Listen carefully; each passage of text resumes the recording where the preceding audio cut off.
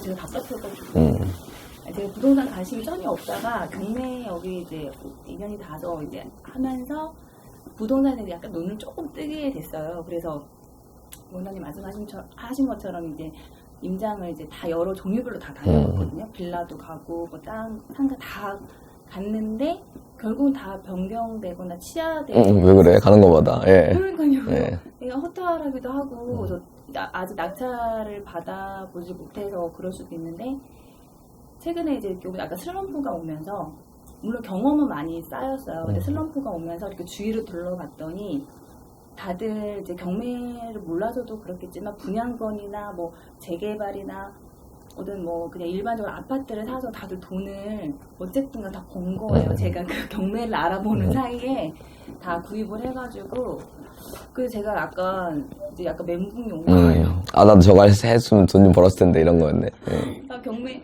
이렇게 한다고 임장 다니면서 부동산 명함은 이만큼은 있는데 딱히 수익은 없고 주변은 또 그런 거 모르시는 분들이 오히려 더 돈을 이렇게 몇 천이든 몇 억이든 벌고 하는 거 보니까 요즘에 잠을 못 자거든요. 제가 어떤 게 맞는 거지? 그냥 이렇게 뭐 맹목적으로 경매만 바라보고 하는 게 맞는 건지 아니면 투자가 방법이 많잖아요. 그래서 그거를 저 공부를 좀 더 해서 다 여러 가지로 하는 게 맞는 건지, 그러니까 경매를 제가 또 수준이 막 그렇게 막 높은 게 아니다 보니까 더 이런 갈등이 오더라고요. 그래서 부동산에 임장 갈 때마다 다 추천을 해주시는 물건들이 있는 거예요. 그분들은 제가 경매 때문에 온 줄 모르니까 여기 시세 어때요? 이렇게 하면 아 이거 괜찮다. 이렇게 분양권도 추천해 주셨고 뭐 재개발 다 추천해 주셨는데 돌아서 보니까 그거가 다 올라와 있는 거죠. 그래서 이게 지금 내가 가고 있는 길이 맞나 약간 이제 그런 고민? 그래서 답답해서. 끝이에요? 질문? 좋아요. 자, 이제 이런 겁니다. 주변 사람들이나 추천 물건들을 보니까 뭐 올랐더라, 누구는 좀 돈을 벌었더라, 이제 그런 것들이 있을 수도 있고, 또 반대로 야 그거 샀으면 떨어졌다, 누가 이렇대더라, 이런 시기가 올 수도 있어요. 그럼 그건 뭐냐? 예를 들어 제가 막 6개월 정도를 공부를 하셨는데 6개월 전에 분양을 하나 받았어. 돈을 벌었대요. 그럼 그거에 대해서 나는 어떠한 부동산 실력도 있지 않고 그냥 돈이 생긴 거예요. 누가 추천해서 산 거야. 근데 그거는 나쁘다고 볼 수가 없어요. 꼭 알아야 돈 버나? 몰라서 돈 버는 게 더 쉬운 거 아니야? 그렇지만 이 사람은 또 어떤 시절에는 누가 추천해서 샀는데 반으로 까질 수도 있어요. 무슨 얘기인지 아시겠죠? 그래서 나는 단기적으로 돈을 버는 걸 보고 잠을 못 자는 거에 있어서는 굉장히 저는 찬성하지 않는 부분입니다. 뭐냐? 내가 6개월 동안 해갖고 내가 누군가가 돈을 벌고 또 6개월이 지났는데 또 누가 돈을 벌고, 근데 난 투자해놓은 게 아무것도 없어갖고 돈을 계속 못 벌었어. 그런데 1년이 지나고 나면 이제 어떤 게 돈을 버는지 또는 어떤 물건을 해야 되는지, 심지어는 그 경매 물건이 재개발인데 누가 추천을 해줬는데 내가 그때 그 재개발을 샀으면 얘보다는 좀 더 벌었을 텐데, 이런 생각도 이제 슬슬 들 거예요. 그렇죠? 그러면서 옛날에 못 산 걸 아쉬워할 게 아니라 앞으로 이제 뭘 사야 될지를 슬슬 확신이 드는 겁니다. 그러면 누구는 사서 돈을 벌고 한 번은 돈을 까지고 하는 게 있었겠지만 좀 시작이 오래 걸려서 그렇지, 이제부터는 우리 회원님은 처음부터 돈 벌고 버는 거예요. 그럼 지금처럼 그냥 이 경매에 나온 거를 계속 임장 다니면서 그냥 실력을 쌓아두는 게 나중에 봤을 때는 크게 미래를 봤을 때는 당연하죠. 지금 돈 얼마나 있으세요? 저 대출은 하나도 없고 현금 한 1억 1억 어디다가 숨겨놔. 그냥 숨겨놔요. 내가 실력이 되면 1억을 풀겠다, 이런 마음이 있어야 이 다급한 마음도 없어지고 남이 돈 벌었다는 거에 대한 스트레스도 없어질 거예요. 내가 이게 있으니까 이거 근데 약간 옛날에 그거 했었으면 이런 생각이 계속 드는 거야. 근데 아까도 얘기했지만 그런 사람들은 아무 그냥 지식이 없고 실력도 없어. 그냥 한다 그러면 내 느낌이 좋으면 그냥 하는 거야. 그런 사람들이 벌었다 까졌다 하는 거예요. 수년 수십 년이 지나고 나면 실력자가 돈을 버는 거지 그렇게 부동산을 여러 개 했다 그래서 돈을 버는 게 아닙니다. 그래서 본인 스스로가 결정을 하세요. 우리 공동투자 하세요? 네, 했어요. 공동투자 하시죠? 그럼 그거는 뭐가 됐든 돈이 될 거야. 그거는 돈이 되는 나 실력과 관계없는 돈으로 묻어두고 내가 실력을 키워서 내가 스스로 독립적인 뭔가를 해보겠다 이렇게 한다면 누가 돈을 벌었다 이거는 데이터로 활용하는 거지 뭐 내가 주관적으로 저거 샀으면 돈 벌었을 텐데 이거는 전혀 앞으로는 별개다. 그러려면 돈이 없는 척 해야 하지만 그게 아마 객관적으로 머리에 쓸 거예요. 내가 돈이 있으니까 자꾸 옛날에 저거 샀으면 하는 그런 느낌이 들고 앞으로도 그런 느낌이 들 거예요.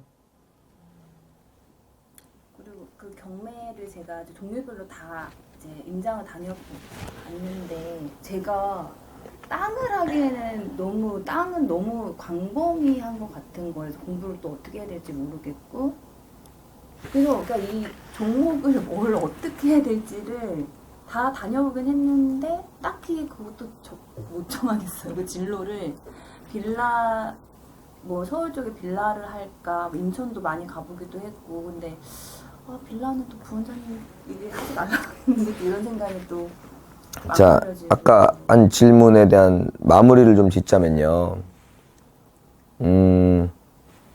부동산으로 사는데 경매보다 더 좋은 게 있을 수도 있어요. 근데 그건 두 분한테 오지 않아요. 어디선가 다 커트가 돼.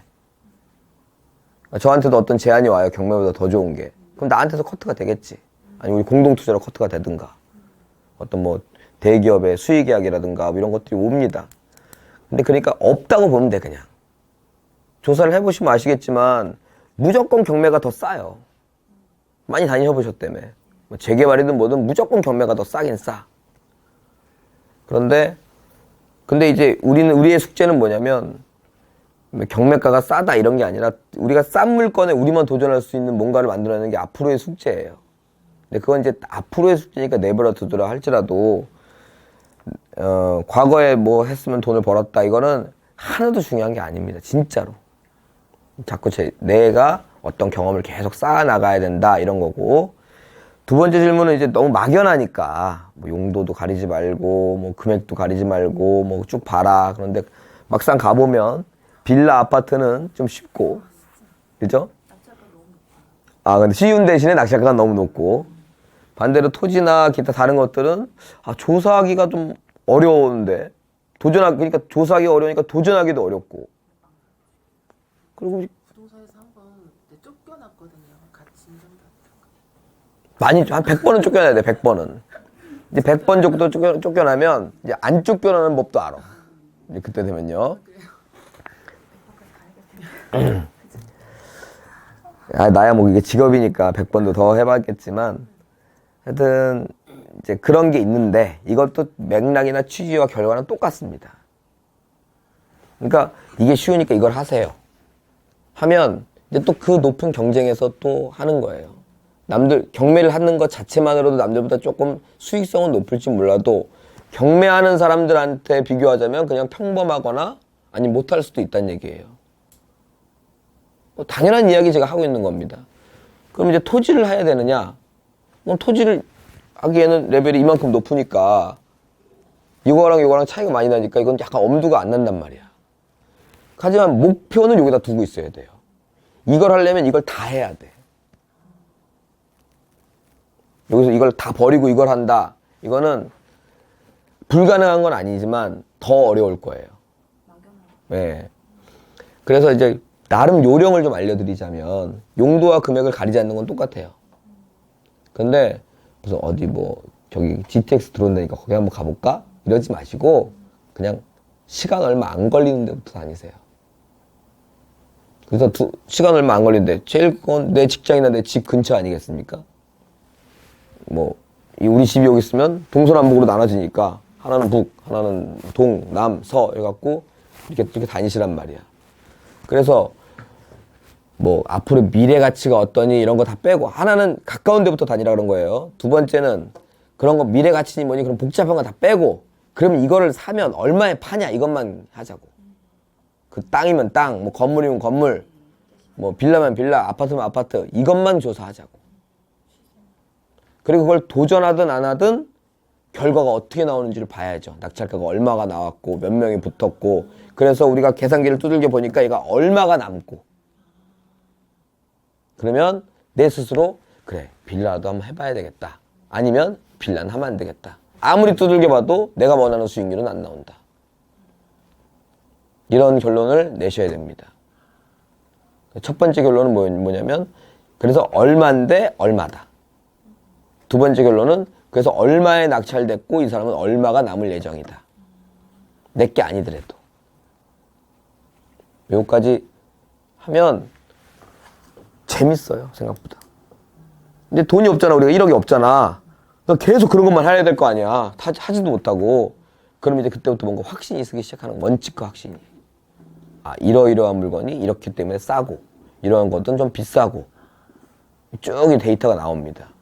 그럼 이제 초보적 단계에서 난 이런 걸 해야 되겠다 라는 게 일단 쓰고 그걸 꾸준히 하다 보면 그게 계속 업그레이드 되는 거예요. 그러다 보면 좀 길이 없는 것도 이러고 내면 되네. 법정이상 것도 이 별거 아니네. 이렇게 이제 그 단계까지 올라가는 거지. 시간이 많이 걸리니까. 자, 그러면 이렇게 할게. 시간 많이 안 걸리게 할게. 하루에 한 개. 그럼 하루에 한 개만 봐도요. 여기 회원들 중에 거의 탑을 차지할 겁니다. 1년에 365개입니다. 하루에 한 개라면 별거 아닌 것 같죠? 한 개 결론 내고, 임장 가고 결론 내고, 데이터까지 뽑아서 이 사람이 얼마 남았는지까지 알려면 이게 이렇게 해갖고 하루에 한 개? 쉬운 게 아닙니다. 하지만 하루에 한 개라만 생각하면 그렇게 어려운 것도 아니에요. 직장인도 합니다. 출퇴근 그 중간에 뭐 하나 본다. 너무 어렵게 생각하지 마세요.